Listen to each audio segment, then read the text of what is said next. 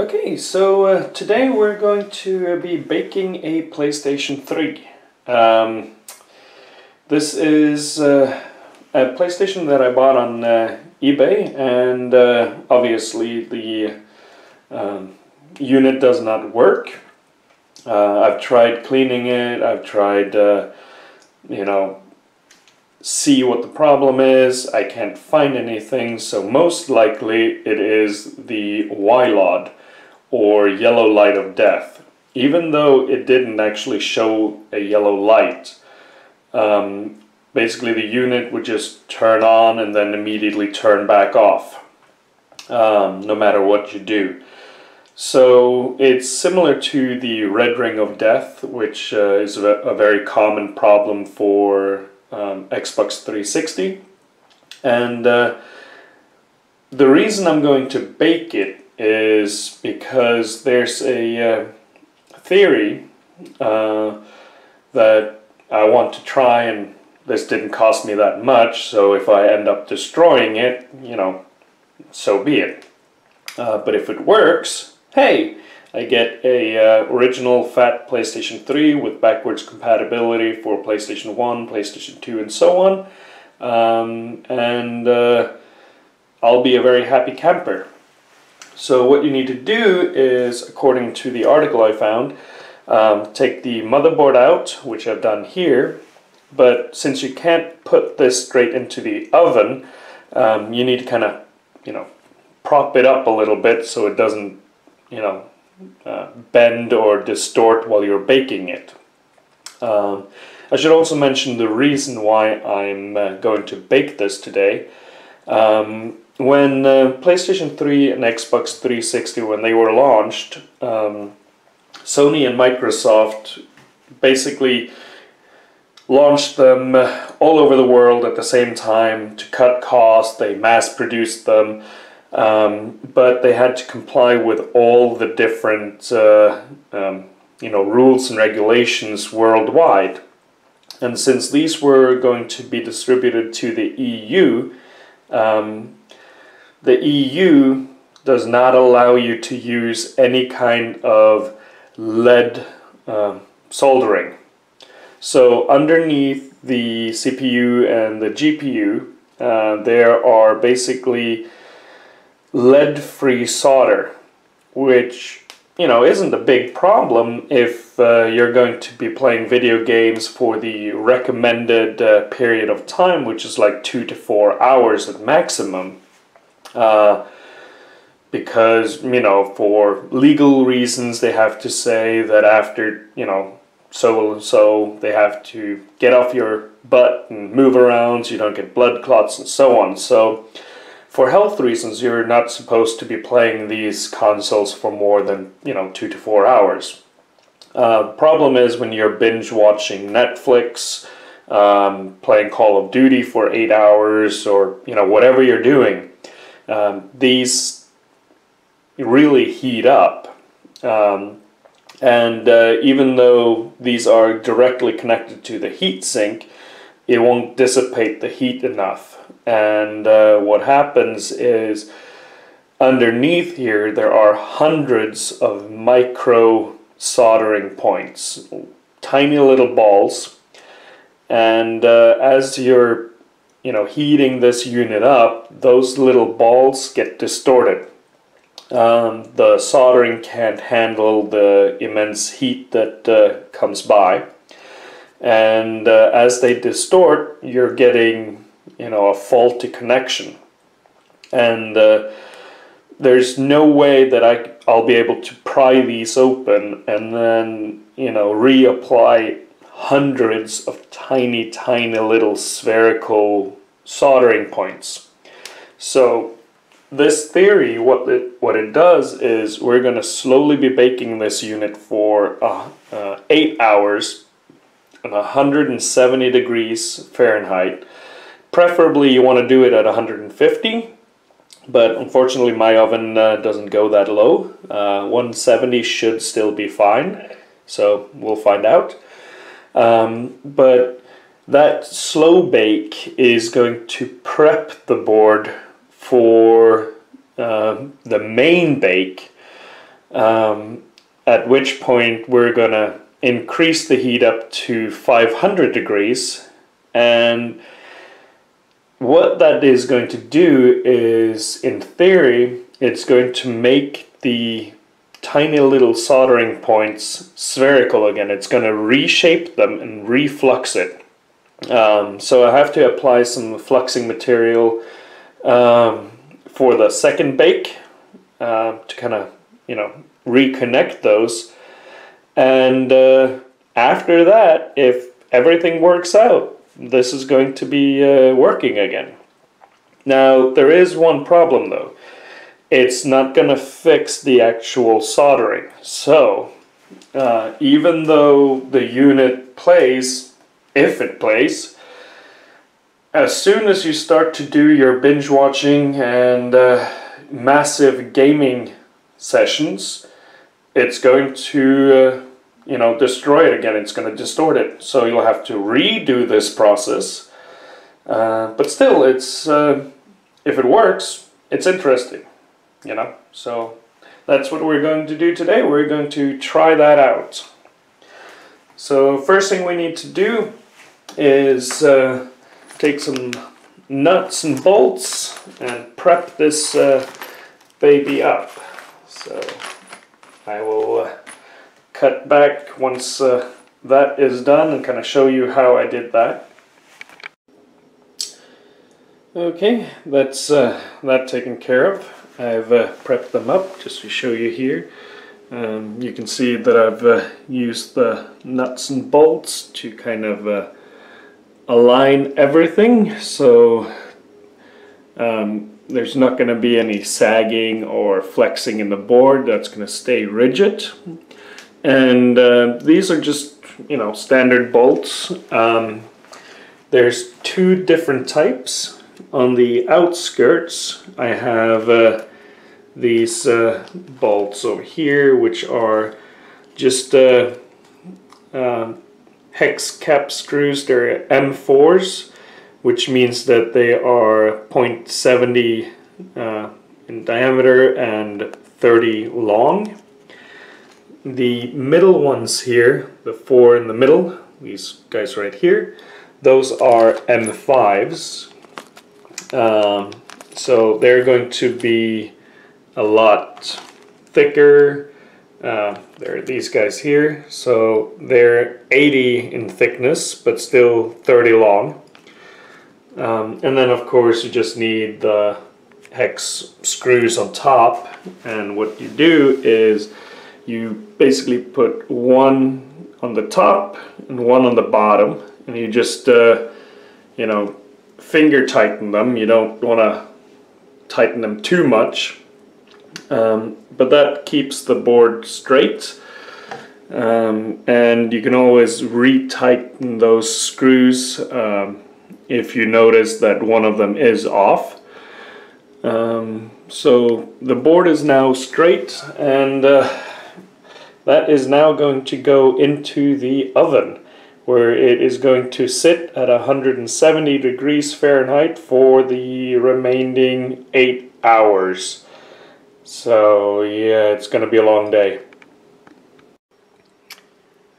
Okay, so I got my pizza tray here, got my PlayStation, the oven is ready, so I guess it's time to bake this baby.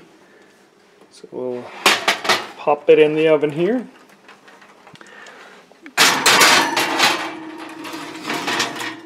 And it's going to be sitting there for the next 8 hours, so I will see you then.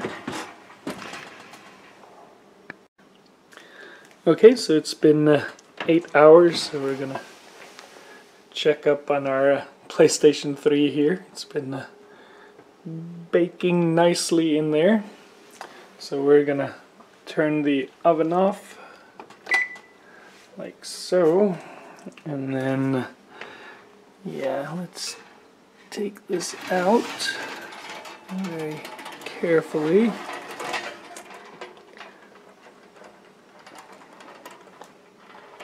And I'll just put in there. Now the next step is to wait for this to cool down, and then we're going to add some flux to these main processors, the CPU and so on, and then rebake it. The only thing is we have to be careful about, you know, some of the areas around here that can possibly melt, so we have to do some maintenance on that, but we'll get to that once this is cooled down. But so far so good. Ta-da! So basically what I've done at this point is I've used just, you know, standard blue tack, fun tack, Loctite, whatever you want to call this. If you ever went to school, you'll know what this is. It's used for posters and so on. But in this case, what it's used to do is to protect the capacitors, because those are the only thing that really is extremely heat sensitive.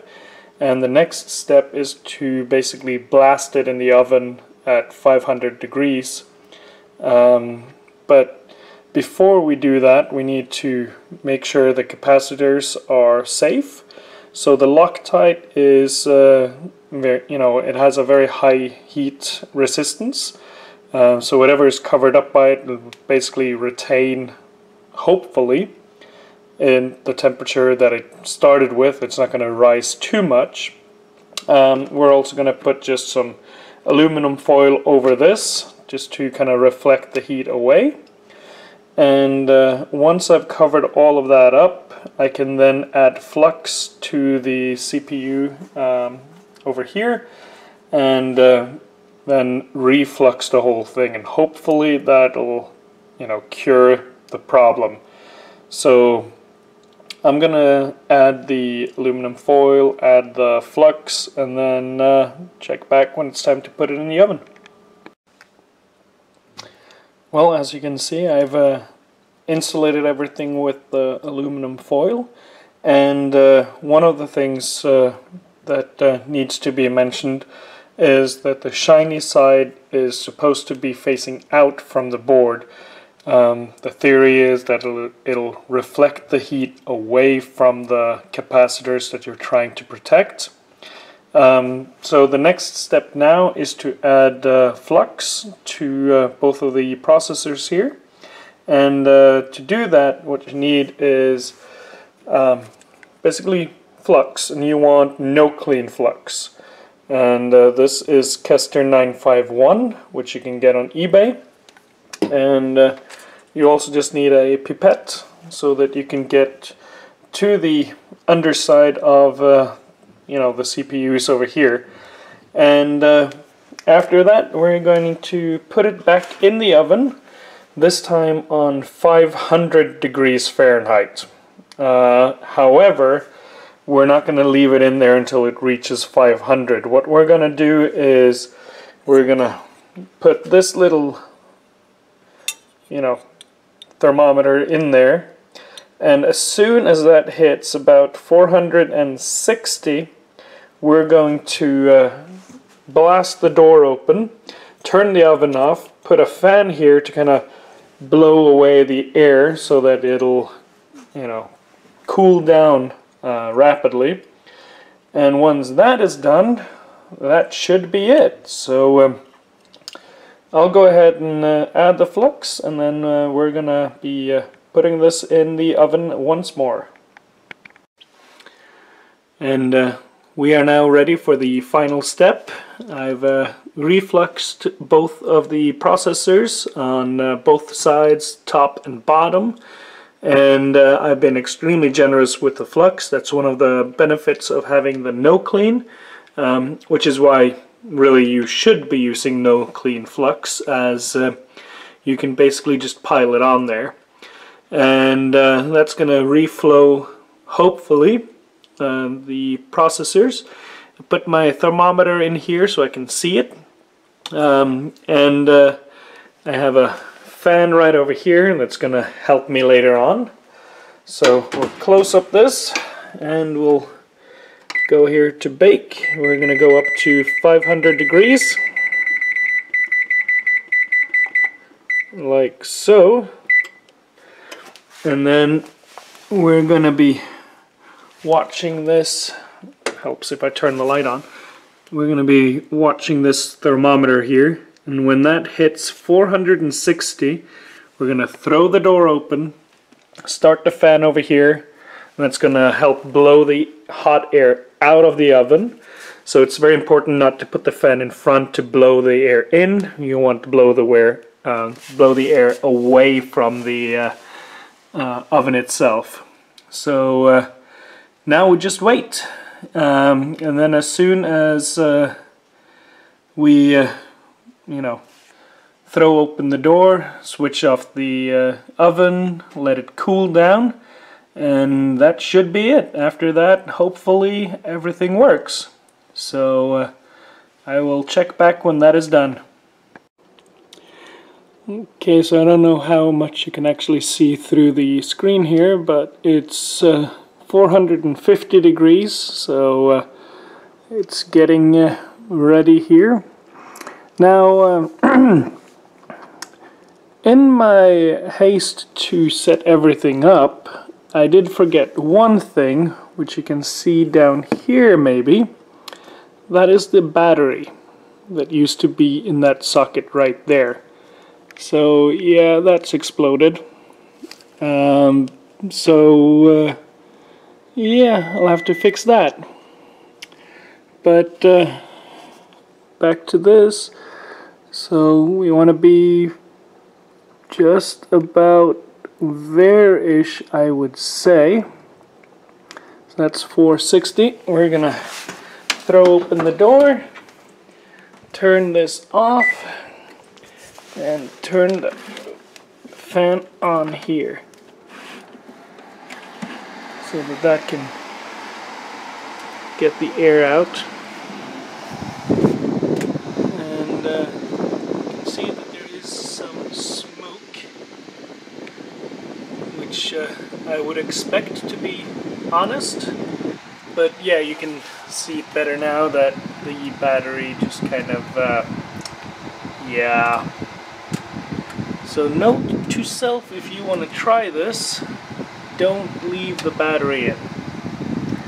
But yeah, I'm gonna let this cool down and check back on it.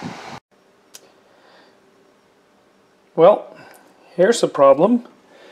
I have a feeling that there has to be better ways than using blue tack to protect these capacitors.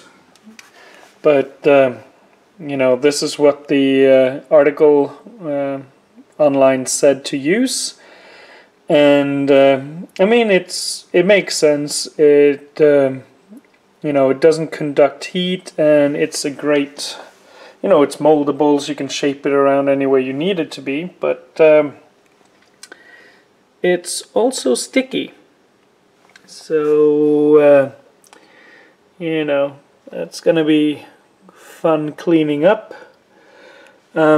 Also, of course, the battery that exploded, take those out. It doesn't seem like it did any damage to the actual, battery socket here, so that should work still. It's just basically the battery. One thing though, and that is for the ports here, it said, they didn't need to be covered up, and that's all nice and dandy, it looks fine, until you get to the Ethernet cable right here. So you can kind of see that the bottom piece here is kind of drooped down a little bit. So, that comes loose, and you can see that it's kind of misshapen because it's such a small piece. So I would just suggest to take that piece off if you decide to try this yourself. But it shouldn't be too hard to replace that piece if I needed to. But yeah, that's going to be my next project, so wish me luck. Well, it's taken me several days to clean this up. You can see some of the abundance of Q-tips that I've used. I think in total I've probably used hundreds of Q-tips on this just to get all the blue tack off the transistors here, and yeah, there has to be a better way of doing this. So if I ever do this again, I'm going to have to cover it up somehow. I'm thinking maybe putting aluminum foil on the bottom, then blue tack, and then more aluminum foil on top of that again. But yeah, there has to be a better way of doing this. Also, as I went through everything a little bit more in detail, I mentioned that this had melted right here, and it said that you didn't have to cover these, but that's definitely something that I would do in the future, is to cover that up. Also right here you can see that that has started to melt a little bit there, and if we turn it around you'll also see that the bottom has melted. So I would also cover those two up. But again, I don't know if this has actually worked, since I won't be able to, you know, I have to clean it completely, which I've done now, before I can put it in the console. So yeah, we're gonna check this out, and I'll put everything back together again, and then fire it up and see if it works. Well, it's the moment of truth. So I've put everything together, made it look nice, plugged it in, just simple. So it's hooked up to the TV, which obviously is just waiting for a signal. So let's see here, we'll try and turn this on. So the light comes on, so that's, you know, similar to what we saw earlier. So let's try and push that on. So I have a green light, and nothing much happening there as of yet.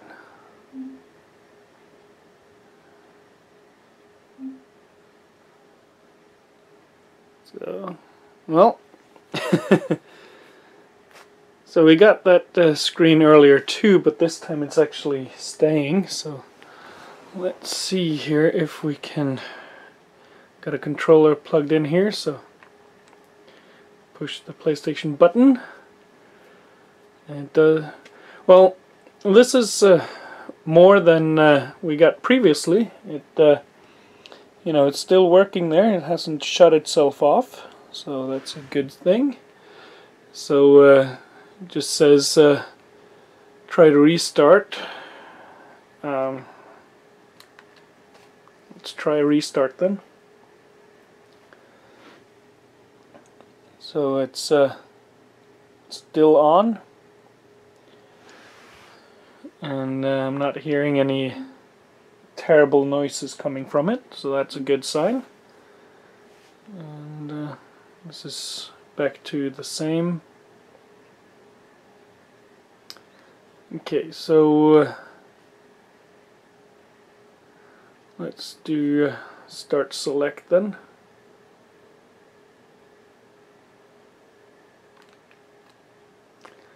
Let's see if that'll do something.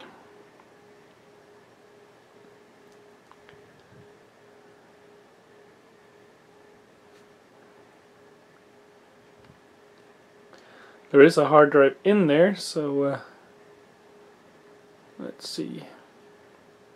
Nope. So we need data version 4.8 or later. But hey, so far it's improving. So it seems like the baking of the PlayStation 3 has actually worked some wonders. So let's see if I can figure this out, and I'll get back to you. Until then. Okay, so I went online, I read up on the update, and it said that I could basically download it onto a USB stick, which is in there right now. Made a folder directory, follow the procedures. So now if we hit start select, it should find it. Hopefully. And this is the update 4.8.1, so it's later than the version it's asking for. So cross our fingers. Well, not much is happening, but at least it's thinking.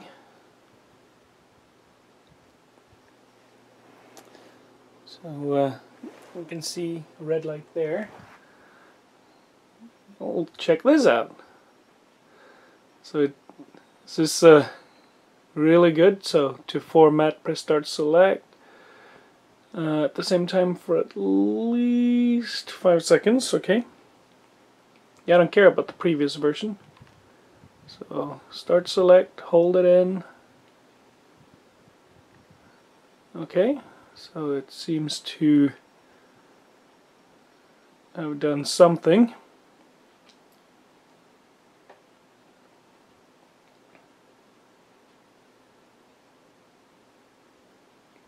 So I guess we're playing the waiting game.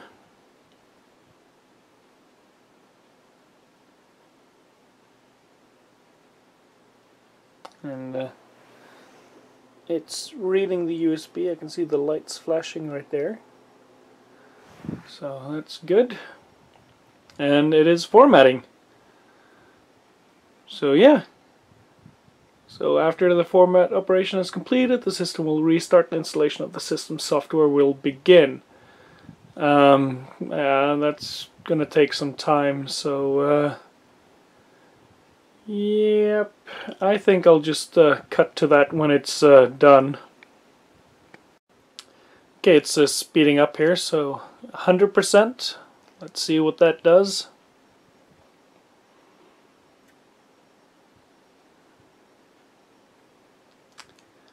Restart the machine at least.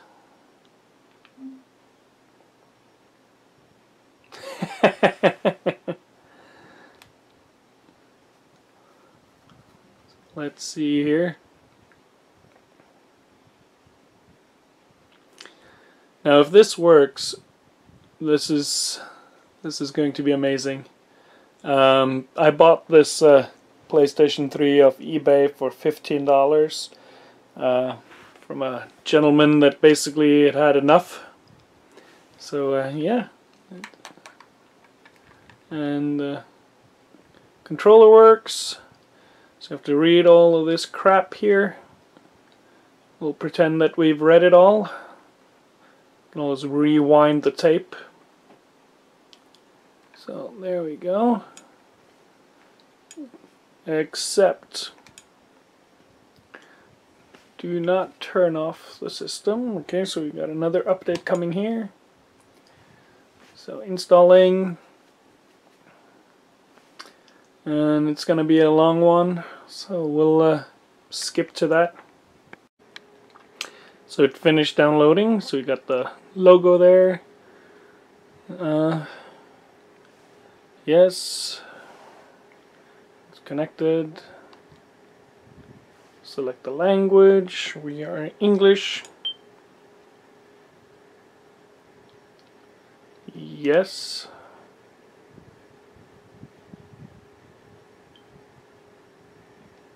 Can you read the screen? Yes.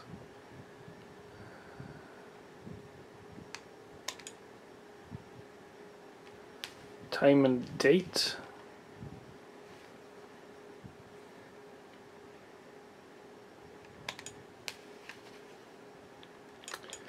So today is June, what is it, 8th? Definitely not 2012. And the clock is 9, well, we'll just say 10, since it's basically 9:59. And it's PM. So we'll just wait for the clock. So, done. There we go.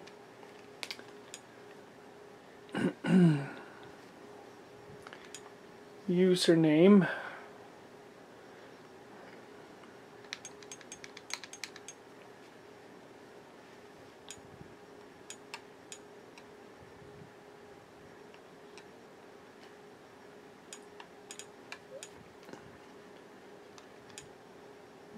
We're just gonna say T. Man, this has been a while.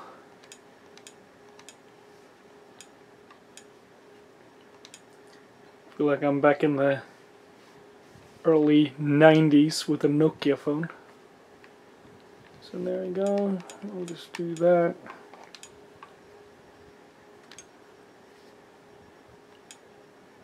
There we go. This looks good.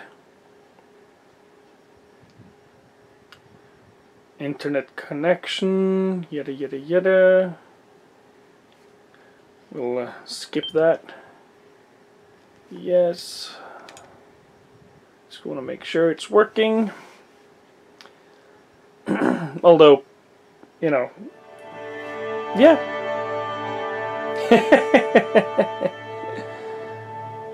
So that is looking beautiful. Yep. So that is all working, and it cost me $15 to buy the console, and of course I had to, you know, purchase a few supplies to bake it and so on. But even so, this is now back from the dead. So if you have any problems with your PS3, you might want to try to you know, reflux and reball those tiny little solder joints, and who knows, it might work for you. It worked for me. So thank you again for watching, and take care.